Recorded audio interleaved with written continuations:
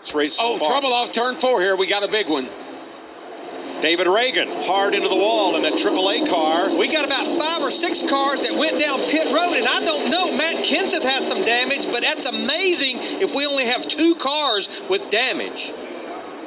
Reagan, who finished 5th in his first 500 1 year ago, takes a hard hit, and his Roush Fenway teammate, Matt Kenseth, ends up with the worst of it.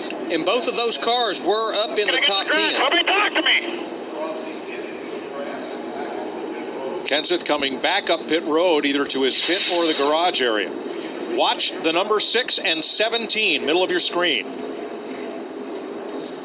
6 just comes up from the bottom, and I think he must have hoped, because he sure wasn't hoping that Matt would cut him some slack. But that's 2 team cars, and I think Reagan hoped that Matt may give him a little break. Darrell, did it almost look like that he had no control over the car going up there? It looks like it was just in a slide up there to some degree. Kenseth has gone to the garage. That's just, this is just so typical the way a race goes. You race, ride. But then when it comes down to showtime and the money time, this is what happens. With 100 miles to go, David Reagan's car litters the front straightaway. Now this will be open this time. The pit should be open. Mark Martin and Yates will get the free pass back on the lead lap. I think pit road will be a busy place with a lot of strategies, because this actually puts us where we can make it to the end of the race should we go caution free, which is very doubtful. No, I don't think so. That'd be pretty optimistic at this point. But here they come, all but Dale Earnhardt Jr., who actually stayed out. Not for the Daytona 500. It's all business now. It's all serious stuff. We have had 35 lead changes, but that's at the start-finish line. That doesn't count all the western way around this 2.5-mile track. Oh, look, Reed Sorensen, I believe. No, Casey Kane and the 9 sideways on the back straightaway. Where the heck was he going, Larry? Well, he just got shuffled out of the deck, Darrell. But you can recover so nicely with this car. Need a break. He's old enough to be experienced. Maybe young enough not to know what he can't do with that car. Oh, there they go. Off a 2. Jimmy Johnson goes around Martin Truex. Johnson had been stuck in the middle coming by the start-finish line, what we call the sucker hole, and backing up. And he got turned around coming off turn 2 to bring out the 4th caution flag of this Daytona 500. That wasn't exactly the storm I thought was going to happen. No, we got hit. I can't see him. He's behind the wall. Got Hornish underneath of Jimmy here. Let's see if Hornish gets up into him. Now, Jimmy got loose. I don't think Hornish had anything to do with that. Jimmy just got snapped loose. Denny Hamlin, the 11, he's going to have some damage.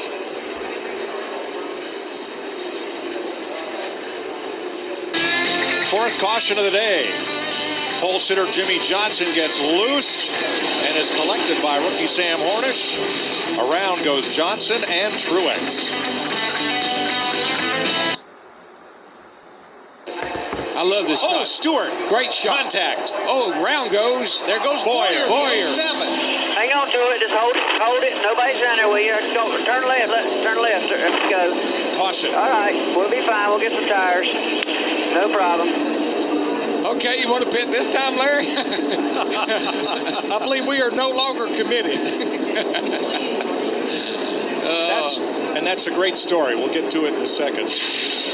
Watch the 07 of Clint Boyer battling his teammate Jeff Burton for the lead, and Hello Newman on the outside. Montoya dives to the inside there. I tell you, Montoya had to go, though. He had Kurt Busch up his back bumper. And I'm telling you, when I saw what was going on there, I knew something had to give. Did you tell the whole story about the chicken and the pig?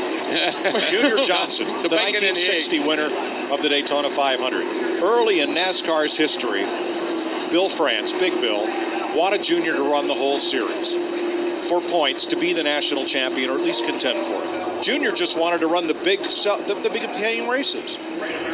He said, Junior, you've got to run this whole series. You're committed. And Junior Johnson said, when you sit down to a breakfast of bacon and eggs, the chicken is dedicated, but the pig is committed. A hard break for Clint Boyer as he goes around off the bumper of former Formula One ace Juan Pablo Montoya. That boy can't have much luck here late in the Daytona 500. Last year he was sliding down through here about like that, except he turned over. Again, kudos to that wing on the back of that car. Kept that thing from getting out of going crazy.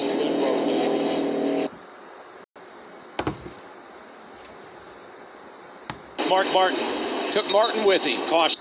Dale Earnhardt Jr. in that 88 car. I mean, it looks like a traffic jam. Oh, Mo, Blaney's up the hill. Blaney's in trouble. And in the wall off Mark Martin. Took Martin with him. Caution. Golly gee. Dave Blaney, who has Toyota's best finish in Sprint Cup racing. Dadgum, boys, we're in a tight place. Got up in the fence and got smacked by last year's runner-up, Mark Martin. Now, for the restart. They no longer race to the flag. Stop. He comes down pit road. In fact, they no longer race at all. When the yellow comes out, I got nothing. the field is time-stamped, and the restart order is determined by not the next, but the last scoring loop that each car crossed before the caution came out. You just can't race like this. I mean, you can't get this many cars going in a turn at one time and not expect something to happen here. Blaney gets a little tap from Montoya, sends him up the hill right into Mark Martin. There's the 11 car. He got in it, 15 spins. Half spins. We're very lucky, again, we didn't have more cars involved in that one, that's for sure. And folks, you haven't watched these cars all week long. That wing, these cars will get a little sideways, and that wing will push them right back into line. But Montoya was in the middle, really going backwards. Actually, he got a bump from Kevin Harvick in the 29, and that sent him up the racetrack. That's who we're riding with. All right, it was Harvick, not Montoya, that put Blaney in harm's way. Denny Hamlin got a piece of that. Just a big accordion reaction behind Blaney. Here's the bump from 29, Harvick. Then he goes up the hill and into Mark Martin. He just shot Blaney in the corner so hard he couldn't keep it on the bottom, got him a little loose, and up the hill he went. Just right the accordion effect from there. Yeah, he went across the nose of Montoya. Travis Quapple in it, and for the second time, J.J. Yaley dodges one and stays out of harm's way. Is protect the bottom of the racetrack. Oh, work hard in the wall. Right in front of you. It's the 5 car. Casey Mears. He got a little tap going into one. Up in the wall, caution. Dadgum. For the third time in 10 laps, the caution waves. And we had 2 cautions in the first 160 laps. Now we've had 5 in about the last 25 laps. Yeah, this is... the right side's down on the young driver from Bakersfield, California, whose Uncle Rick won the Indy 500 4 times, whose dad Roger raced at Indy and was a great off-road star. Garage, guys. That is a shame. Let's see what happens here. I know the 88 and the 20 were coming fast.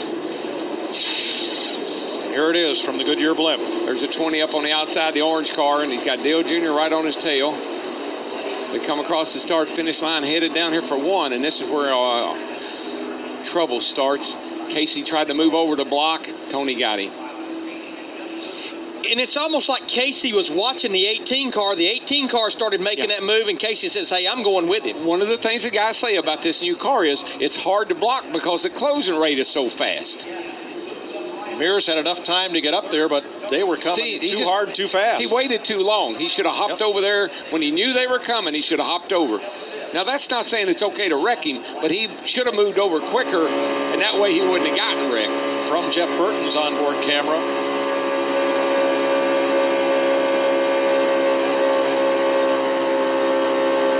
And now from Dale Jr. Wreck in front of you. Go low, go low. One inside there. Keep digging, keep digging.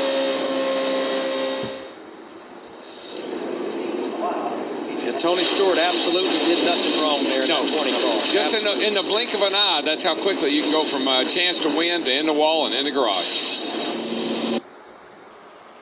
Yeah, I want to see that plan in the end. Every man for himself. Tony Stewart, Denny Hamlin, Kyle Busch told me earlier this week, they will work together until, 1 lap to go.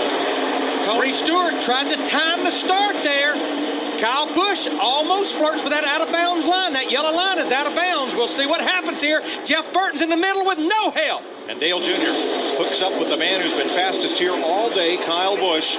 Stewart's got help from Ryan Newman. And how about Kurt Busch in that 2-car? Roger Penske has never had a 1-2 finish in a Sprint Cup race. And he's never won at Daytona in this series. I guess we're clean on the 18. I was a little bit worried about that pass he tried to make. Well, he gave all those positions back, Darrell. Anything that he might have gained, he has backed off and given back. So now he's okay for these 2 laps to go. And then how about these suspects at the front of the field right here? No surprise, Tony Stewart. But look at Ryan Newman and Kurt Busch. And how about Reed Sorensen in that 41 car? 2 laps to go. But it's not over. So by no means. Yeah, don't cash the check yet. This is Tony Stewart's 10th Daytona 500, and already people are lining up saying, are you ever going to win it? Can tonight be the night? What's going to be interesting, watch the high line. Remember a year ago, Kevin Harvick on the high side. Watch that high line. Boy, nobody really wants to go with the 18 right here. They all seem to be working against him, but if he can ever get there, look out. Push from Newman and help coming. That's Kyle Busch trying to get to Stewart. Folks, 2 Dodges, 2 Toyotas for the win. Strap down this big TV. She's going to go for a ride. Here we come. White flag. Bail lap. 1 to go. Woohoo! Stewart's got a great car. No question about that. It's just a matter of if Kurt can get a little help. And now, Ryan jumped to the high side. Tony Stewart blocks him. Here comes Kyle Busch on the bottom. Toyota drag race down the back. Toyota drag race. Teammates. Newman was trying to get help from the other blue Dodge. Now he's got it. Toyota on the inside lane. Dodge on the outside lane. Who's going to win it? It's going to come all the way to the wire. Here they go into turn 3. Teammates working together. 2018, 212. 12 is going to win this race. I don't believe they can catch him back to the line. He's going to have to make it wide, Pedal, baby. He's going to have to make it wide. It's the Boilermaker, Ryan Newman. Ryan Newman, Roger Penske win the Daytona 500. Way to go, guys. Way to go. Roger Penske's first restrictor plate win and his first 1-2 finish. And done it in style, man. 1-2. Hello, Newman.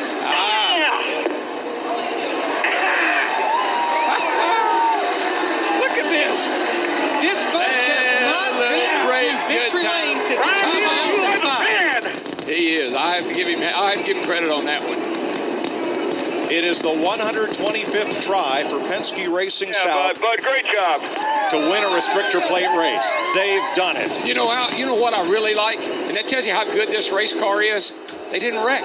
No. They laid all over each other and they tried, but they did not wreck.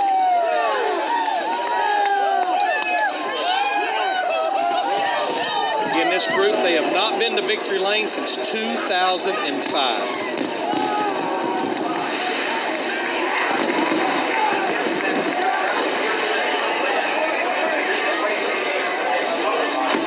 From Bobby Labonte as he pulled alongside. Tears of joy. That's Ryan's wife, Chrissy. Oh, man, I love it. Oh, my gosh. And you know who I'm happy for? They put Roy McCauley over here with Ryan Newman. Roy was Kurt Busch's crew chief last year. His wife, Amy, took sick with cancer. He took a leave of absence. Here he is, the winning Daytona 500 crew chief. Now, buddy, that'll warm your heart up. I can hear it tell you. He's a sweet guy.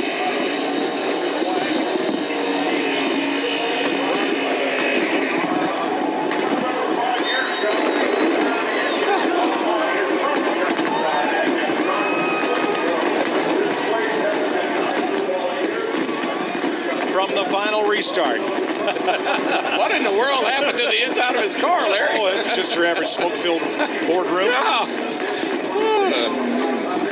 I've seen burnouts, but I've never seen one quite like that. Oh, we can't believe we won this. Last year, the Daytona 500 winner was 6th with half a lap to go. Here's the restart. Newman is 4th. With no drafting help, Kurt Busch is 2 cars behind him. Toyotas go this way and that. And Kyle Busch has to back up to avoid getting a yellow line penalty. That takes him out of play. So now it's Stewart's Toyota trying to hold off the 2 Dodges. And Junior went down to go with Kurt or with Kyle, and he just couldn't go because he had to back up. that they had some good race cars. Well,